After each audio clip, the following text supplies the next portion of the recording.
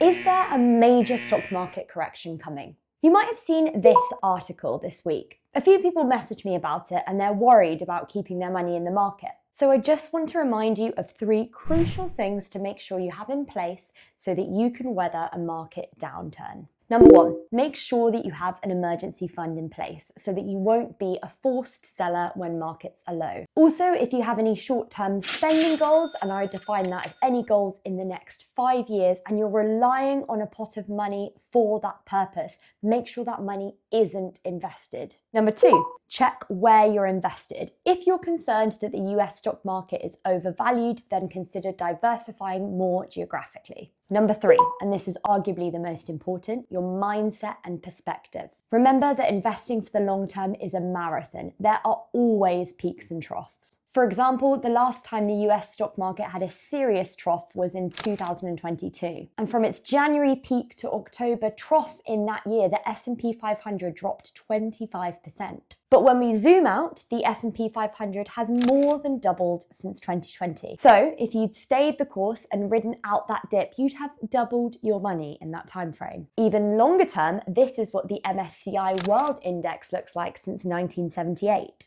And yes, there are always dips, but the overall picture is one of consistent growth. Of course, historical performance doesn't indicate future performance, but it helps put things into context. So in summary, make sure you have some cash on the sidelines, especially if you have any short-term savings goals. Double check where you're invested and make sure you're happy with that exposure. And when in doubt, zoom out.